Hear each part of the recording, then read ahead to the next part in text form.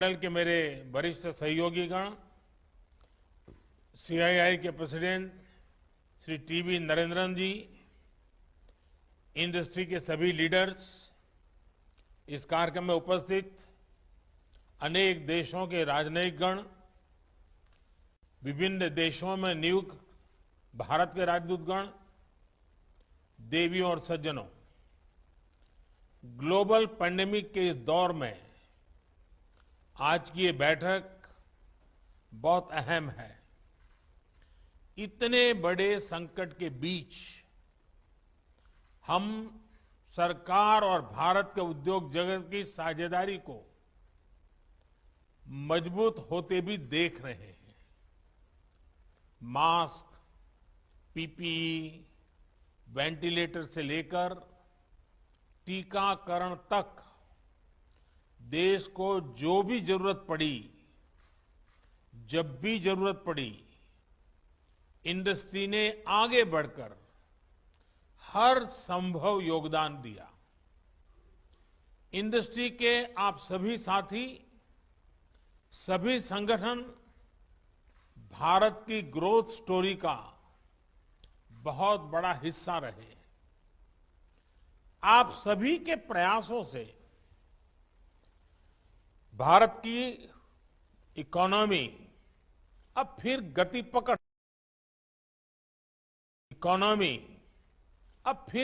पकड़ रही है।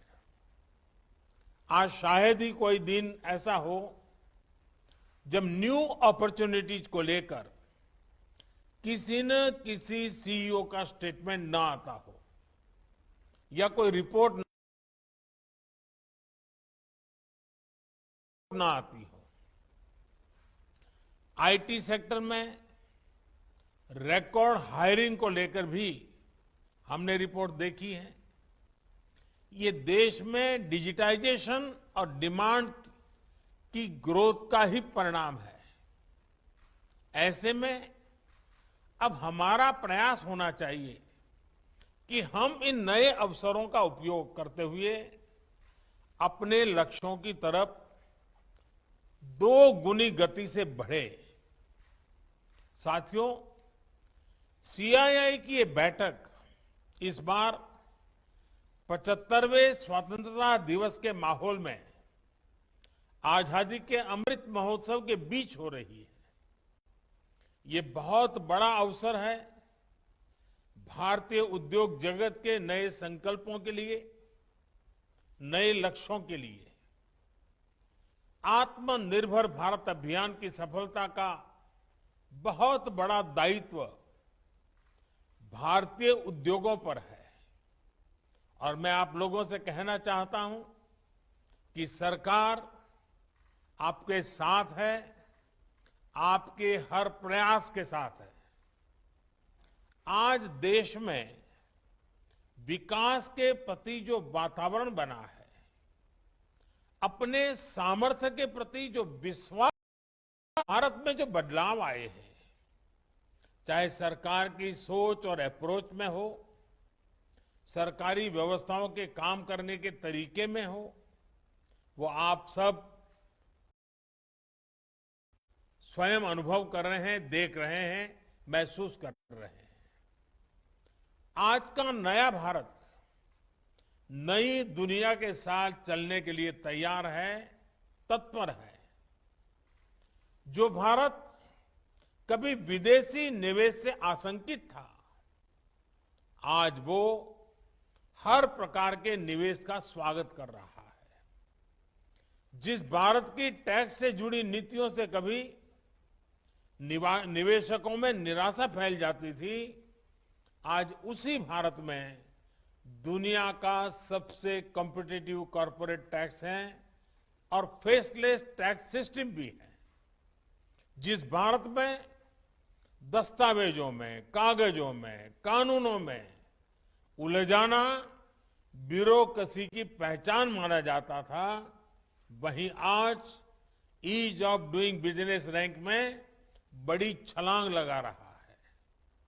जहां सालों तक श्रमिकों को, उद्योगों को सैकड़ों कानूनों के जाल में उलझाए रखा गया, वहीं आज दर्जनों श्रम कानून 4 लेबर कोड्स में समा चुके हैं। जहां कभी कृषि को सिर्फ गुजारे का माध्यम माना जाता था, वहीं अब कृषि में ऐतिहासिक रिफॉर्म्स के जरिए भारतीय किसानों के देश विदेश के मार्केट से सीधे जोड़ने का प्रयास हो रहा है।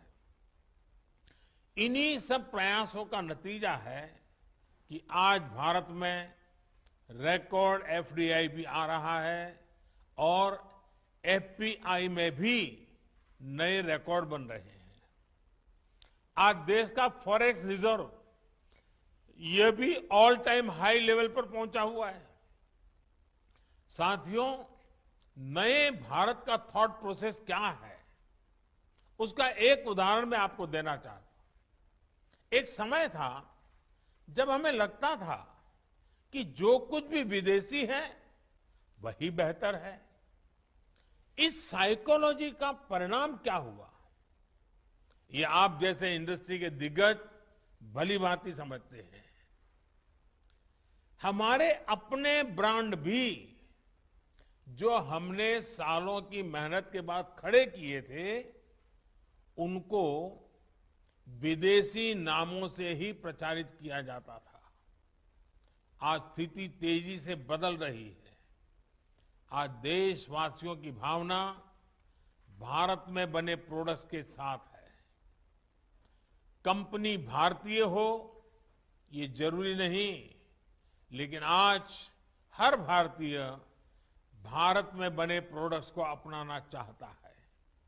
यानी देश मन बना चुका है।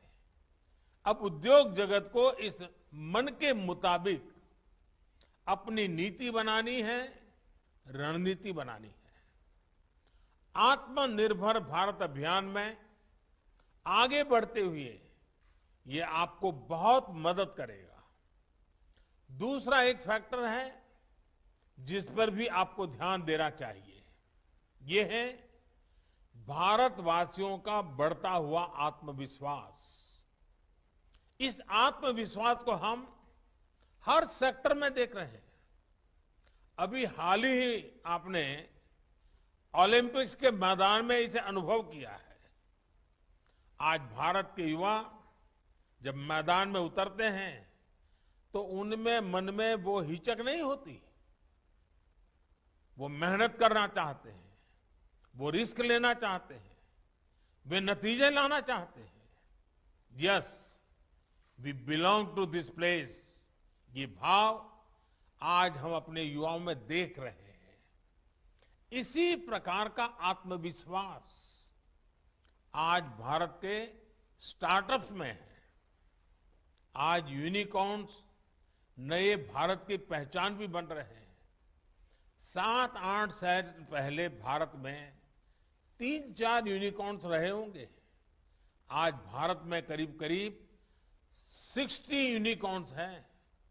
इनमें से 21 यूनिकॉर्न्स तो बीते कुछ महीनों में ही बने हैं। और ये बात आपने भी नोट की होगी कि यूनिकॉर्न्स अलग अलग सेक्टर में आ रहे हैं। हेल्थ टेक, सोशल कॉमर्स में यूनिकॉर्न्स का बनना ये संकेत दे रहा है कि भारत में हर स्तर पर कितना बदलाव हो रहा है। बिजनेस में रिस्क लेने की प्रवृत्ति, अपने सामर्थ्य पर भरोसा करने की प्रवृत्ति लगातार बढ़ रही है। इतनी बड़ी महामारी में भी हमारे स्टार्टअप्स के एम्बिशंस बुलंदियों पर है। इन्वेस्टर की ओर से भी इंडियन स्टार्टअप्स के लिए रिकॉर्ड रिस्पांस देखने को मिला है। स्टार्टअप्स की रिकॉर्ड लिस्टिंग भारतीय कंपनियां और भारतीय मार्केट के लिए एक नए युग की शुरुआत है। ये इस बात का भी एक और सबूत है कि भारत के पास ग्रोथ के असाधारण अवसर उपलब्ध हैं, ट्रिमेंडस स्कोप उपलब्ध है। साथियों, टेक्नोलॉजी को लेकर आज देश में जो उत्साह है वो सरकार को तेजी से रिफॉर्म्स के लिए प्रेरित करता रहा है। जो रिफॉर्म्स हमने किए हैं वो कोई आसान फैसले नहीं थे, कोई साधारण बदलाव नहीं थे। इन सारे रिफॉर्म्स की मांग दशकों से की जा रही थी। इनकी जरूरत हर कोई बता रहा था। इस बारे में बातें तो खूब होती थी, लेकिन फैसले नहीं लिए जाते थे क्योंकि ये मान लिया गया था कि ये बदलाव करना बहुत मुश्किल काम है। लेकिन आपने भी देखा है कि हमने वही फैसले कैसे पूरी दृढ़ता के साथ लिए हैं, यहां तक कि पैंडेमिक के दौरान भी रिफॉर्म की प्रक्रिया जारी रखी। और आप ये भी देख रहे हैं कि देश कैसे इन फैसलों के साथ खड़ा हुआ है। जैसे कॉमर्शियल कोल माइनिंग की शुरुआत की गई है, प्राइवेट सेक्टर पार्टिसिपेशन को खुलकर बढ़ावा दिया जा रहा है, डिफेंस सेक्टर में बड़े बड़े रिफॉर्म्स की शुरुआत की गई है, स्पेस और एटॉमिक सेक्टर जैसे एरियाज को प्राइवेट सेक्टर के लिए खोला गया है। आज नॉन स्ट्रेटेजिक के साथ साथ स्ट्रेटेजिक सेक्टर में भी प्राइवेट प्लेयर्स को अवसर दिया जा रहा है। सरकार के नियंत्रण को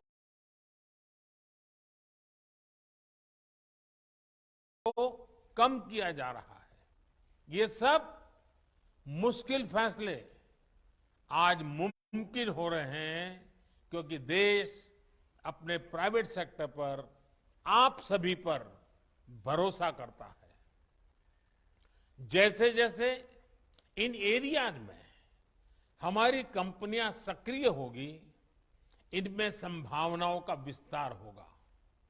हमारे युवाओं को ज्यादा से ज्यादा नतीजा है कि आज ईज ऑफ डूइंग बिजनेस बढ़ रहा है और ईज को डीक्रिमिनलाइज किया जा रहा है, जो कभी हमारे उद्यमियों के लिए सरदर्द से कम नहीं थे।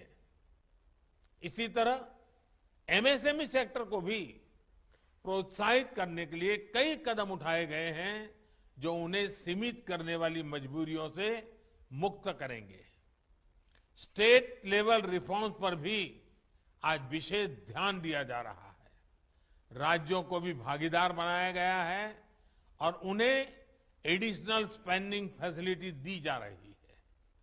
मेक इन इंडिया के साथ साथ एम्प्लॉयमेंट और एक्सपोर्ट को गति देने के लिए देश ने प्रभावी पीएलआई स्कीम भी शुरू की है।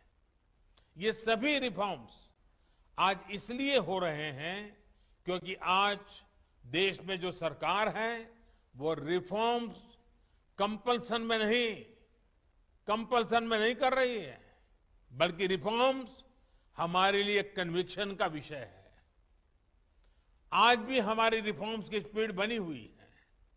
अभी पार्लियामेंट के इसी सेशन में ऐसे कई बिल्स पास हुए हैं जो देश के इन प्रयासों को और गति देंगे। The factoring regulation amendment bill छोटे व्यापारों को क्रेडिट हासिल करने में मदद करेगा। Deposit insurance and credit guarantee corporation amendment bill small depositors के अधिकार की रक्षा करेगा। अभी हाल में हमने अतीत की गलतियों को सुधारते हुए रिट्रोस्पेक्टिव टैक्सेशन को भी समाप्त करने का निर्णय लिया है। इस फैसले की इंडस्ट्री में जिस तरह से सराहना हो रही है, मुझे विश्वास है इससे इंडस्ट्री और गवर्नमेंट के बीच विश्वास और मजबूत होगा। साथियों, आज देश में वो सरकार है जो राष्ट्र हित में बड़े से बड़ा रिस्क उठाने के लिए तैयार है। आपको याद होगा, जीएसटी तो इतने सालों तक अटका ही इसलिए क्योंकि जो पहले सरकार में वो पॉलिटिकल रिस्क लेने की हिम्मत नहीं जुटा पाए। हमने ना सिर्फ जीएसटी लागू किया, बल्कि आज हम रिकॉर्ड जीएसटी कलेक्शन होते देख रहे हैं। ऐसे कितने ही उदाहरण मैं आपको गिना सकता हूं, बता सकता हूं। आज आपके सामने एक सरकार है जो हर बंदिश को दूर कर रही हैं, हर बाउंड्री को पुश कर रही है। आज एक सरकार है जो आपसे पूछ रही है कि भारतीय उद्योग जगत की ताकत बढ़ाने के लिए बताइए अब और क्या करना है। साथियों, हमारे पूर्वज कह गए हैं, नैकम चक्रम परिभ्रमति, यानी सिर्फ एक पहिए से गाड़ी नहीं चल सकती, सारे पहिए ठीक से चलने चाहिए। इसलिए इंडस्ट्री को भी रिस्क लेने की अपनी नेचुरल टेंडेंसी को थोड़ा सा और बढ़ाना होगा। आत्मनिर्भर भारत के संकल्प की सिद्धि के लिए नए और मुश्किल रास्तों को चुनाव भी हमें करना ही होगा। इन्वेस्टमेंट और रोजगार की गति को बढ़ाने के लिए इंडस्ट्री से भी देश की बहुत उम्मीदें हैं। पब्लिक सेक्टर के फुटप्रिंट्स को रेशनलाइज और मिनिमाइज करने के लिए भी नई पीएससी पॉलिसी के जरिए निर्णायक फैसले लिए जा रहे हैं। इसमें इंडस्ट्री की तरफ से भी ज्यादा से ज्यादा उत्साह और ऊर्जा दिखनी चाहिए। नेशनल एजुकेशन पॉलिसी के माध्यम से एक बहुत बड़ा कदम देश ने उठाया है। इसमें स्कूल स्किल से लेकर रिसर्च तक का एक नया इकोसिस्टम तैयार करने का भरपूर रोडमैप है। इसमें भी इंडस्ट्री की एक सक्रिय भूमिका बहुत जरूरी है। इन्वेस्टमेंट हमें कई गुना बढ़ाना होगा और ये सिर्फ सरकारी प्रयासों से ही संभव नहीं है। इसमें इंडस्ट्री की बहुत बड़ी भागीदारी की जरूरत है। हमारा लक्ष्य ब्रांड इंडिया को मजबूत करने का है। हमारा लक्ष्य देश को समृद्धि और सम्मान देने का है। इस लक्ष्य की प्राप्ति के लिए हमें अपनी पार्टनरशिप को मजबूत करना है। मैं आपकी हर समस्या के समाधान के लिए, आपके हर सुझाव के लिए हर वक्त उपलब्ध रहा हूं और आगे भी रहूंगा। मैं फिर एक बार इस आजादी के अमृत महोत्सव के कार्यकाल में आपको भी अनेक अमृत संकल्प करने के लिए प्रेरित करें और आप सब संकल्प के साथ, नई ऊर्जा के साथ आगे आए। आप सभी को बहुत बहुत शुभकामनाएं। धन्यवाद।